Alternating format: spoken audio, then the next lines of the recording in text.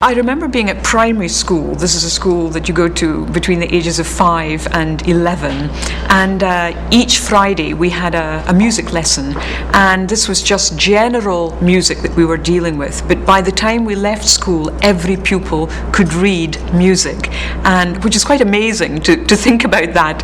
And so really she was extremely influential, because of course we had a good grounding of the appreciation of music through singing, through playing the recorder, playing very basic percussion instruments like little chime bars and tambourines and things.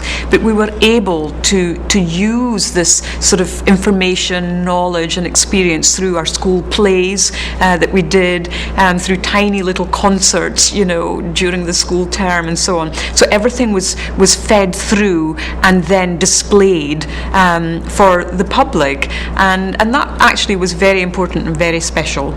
Well, I remember starting piano from the age of 8, and formal lessons on piano. And of course I was already reading music through the school system, and the school allowed me to take time off to have piano lessons, and so this was important. And I had no desire to become a musician at all. I mean, I just enjoyed the exploration of sound and being a kid, just wanting to try everything. And then I took a liking to the clarinet from about the age of 10, and I played the clarinet for 1 year. And during this time I felt that music was playing an important part of my life, but at the same time I liked sport and I liked so many other things. And then when I left primary school, which was a tiny country school in the northeast of Scotland, I then went to a secondary school in a slightly larger town, and there I began timpani and percussion.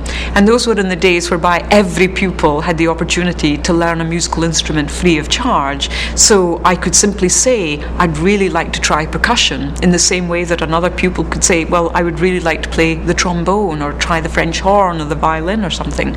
And so again, it was just this curiosity.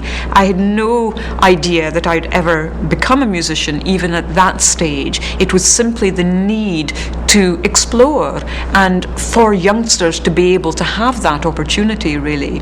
And so a large proportion of the school kids actually played musical instruments, as did the staff members, and so we would all take part in the school orchestras, the school bands and so on.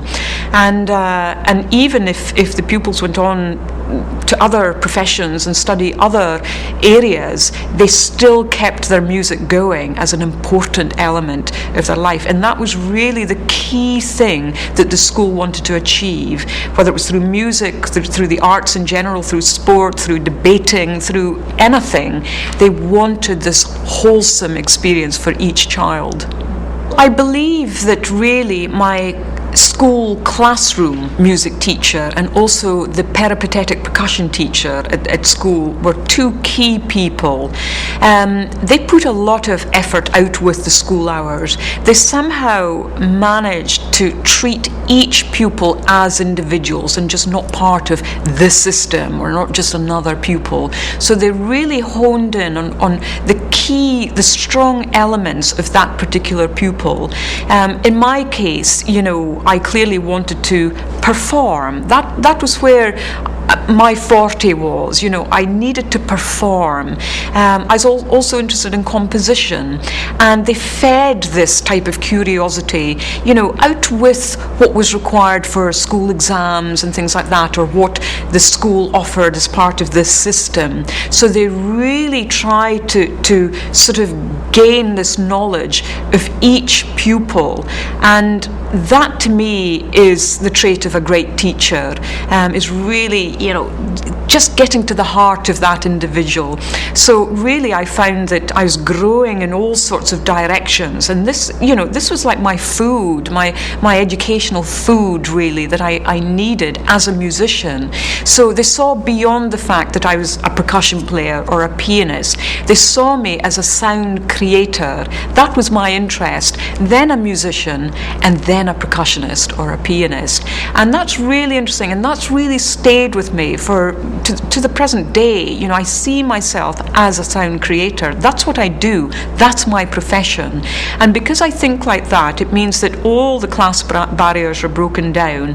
You're constantly curious about reaching out, pushing those boundaries far, far more than if you're thinking of yourself as a percussionist.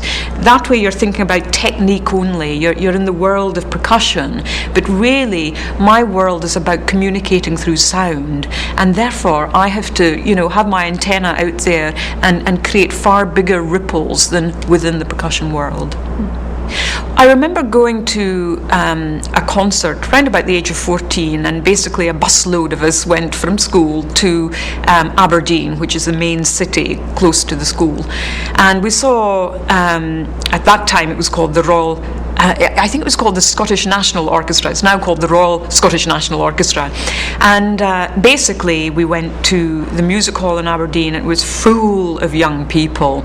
And this was the first time I saw a professional orchestra. And I can remember almost the row I was sitting in. I can remember the smell of the place. I can remember the repertoire played. I can remember what was said. I can remember the impact that had on me.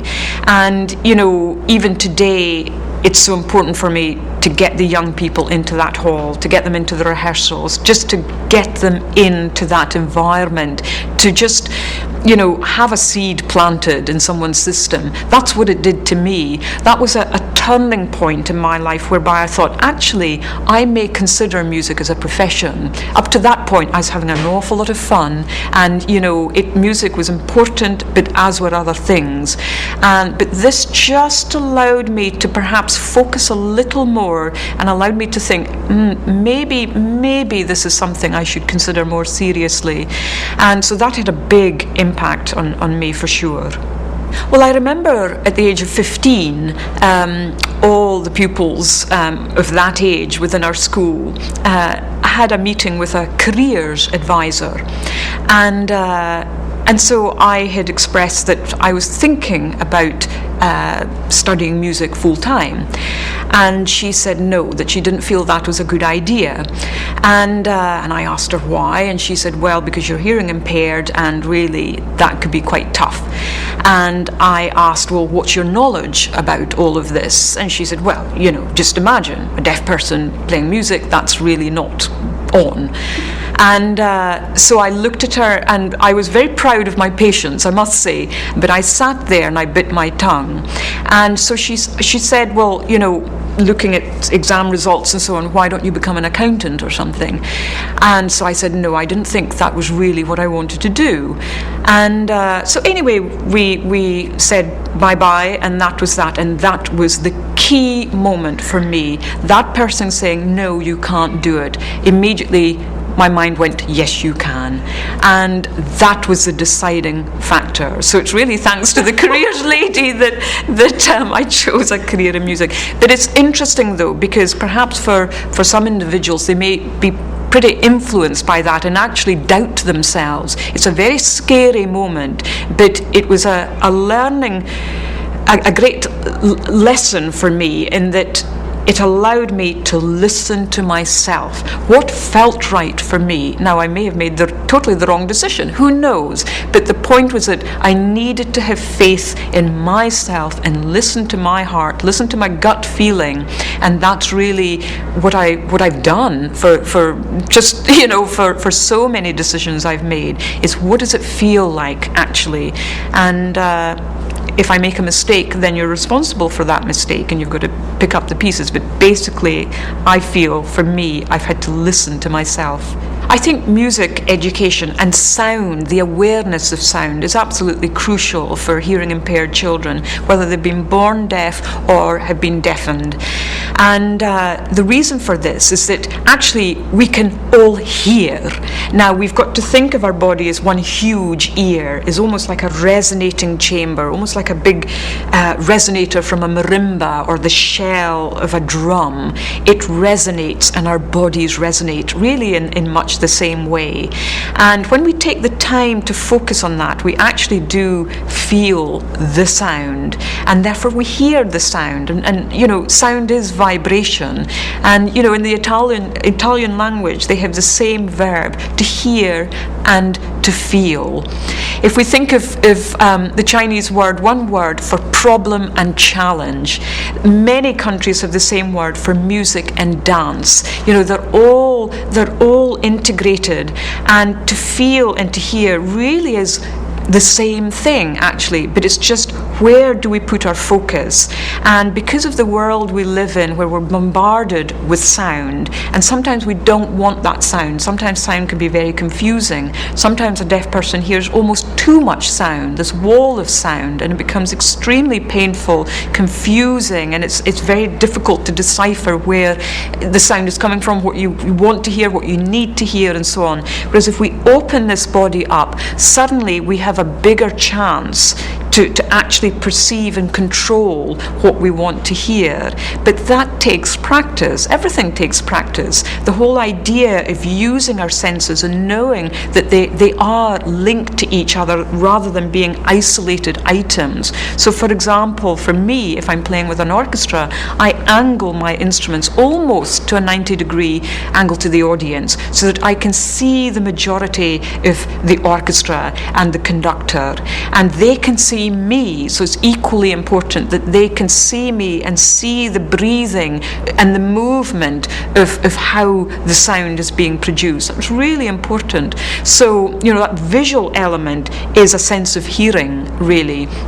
And but of course now we can detect whether babies are going to be hearing impaired whilst the baby is still in the womb. We're discovering that feeding sounds, certain music, certain frequencies through the mother's womb to that baby is important, because the baby will be feeling and hearing very low frequencies whilst it's in the womb. So we can really try to feed higher frequencies and different types of sounds than they may be experiencing whilst in the womb, so that once they are born, we can continue with that experience, so that really hearing in an organic sense is perfectly natural for them.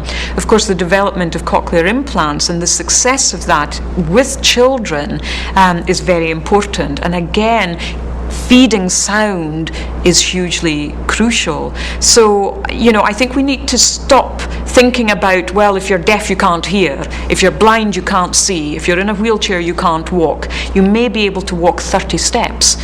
Those are crucial 30 steps, you know. We don't have an idea of what a blind person really experiences, because it's going to be different from individual to individual, and it's the same with hearing. So for me, you know, for example, if I'm asked, well, what do you hear? Well, what do you hear? I mean, what are we talking about here? Are you talking about when I'm asleep, if I'm in a kitchen, if I'm in an orchestra, if I'm walking on the street? What are we talking about here? Nighttime, daytime, you know, when I'm feeling down, when I'm feeling up? What, you know, there are so many variations there, in the same way that there are so many variations when you interpret a piece of music. There are so many variations when we say the word hello, hello, hello, hello, hello, and so on. Well, I think the internet has really helped a lot of people who have all sorts of challenges, certainly for deaf people. The internet has been hugely beneficial. I remember when fax machines were the thing, and the fax machine made me completely independent. It made me be able to live by myself, so in an apartment on my own, so I didn't need to rely on people to make phone calls for me. And that was the deciding thing for me, in order to think, right, now I can live by myself. And now, of course, with the internet, it's possible for all sorts of people. But I think that it's just a mindset, you know. I mean, things like the Paralympics, for example, we're seeing extraordinary things there. And I remember the other day seeing wheelchair rugby, and I thought, now what on earth is this? You know, but I was so enthralled by seeing how this game actually developed and it was hugely exciting. There are no barriers at all. There's just other ways of approaching something and making that quite individual, really. And that's the key thing, is that there is a place for everything, absolutely. And we have to stop thinking about, well, you can't do this, you can't do that. You can do it, but in your